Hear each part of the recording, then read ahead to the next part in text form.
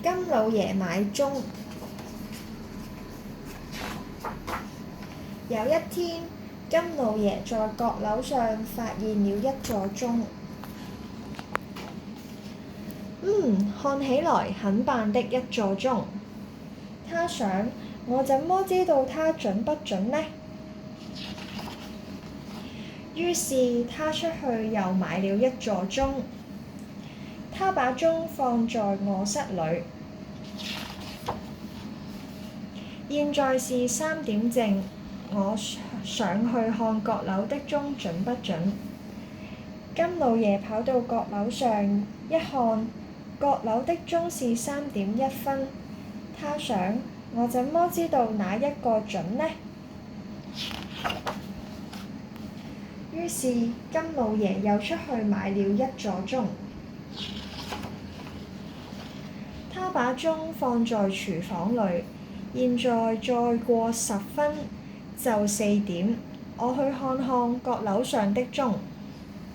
他上了閣樓，閣樓上的鐘是再過8分就4點。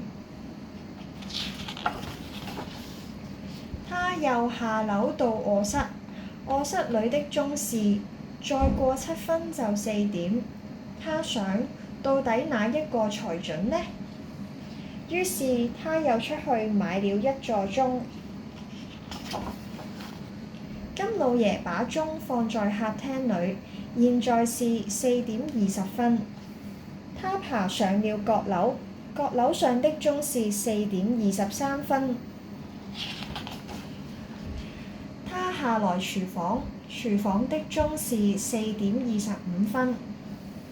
他又上去臥室，臥室裡的鐘是4點26分。金老爺累壞了，他想，我這樣上上下下都是白忙啊！金老爺去找鐘錶的師傅說，客廳裡的鐘是4點20分，閣樓上的鐘是4點23分，廚房裡的鐘是4點25分，臥室裡的鐘是4點26分，這是怎麼回事？到底哪一個才準呢？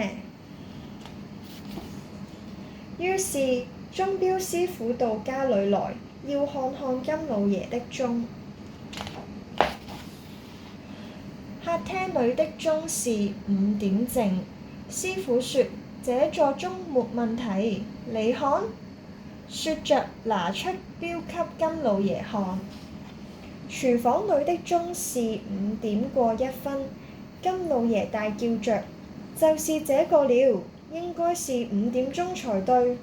師傅說：但是我們已經過了1分鐘了，你看看錶。說着拿出錶給金老爺看。臥室裡的鐘是5點02分。師傅說：真準，你看看錶。說着指着錶給金老爺看。閣樓上的鐘是5點過3分。師傅說：這座鐘1分也不差，你看。說着指着錶給金老爺看。這隻錶是真了不起呀！於是金老爺又出去買了一隻錶回家。自從有了錶，金老爺的鐘都很怪，每一座鐘都不慢也不快。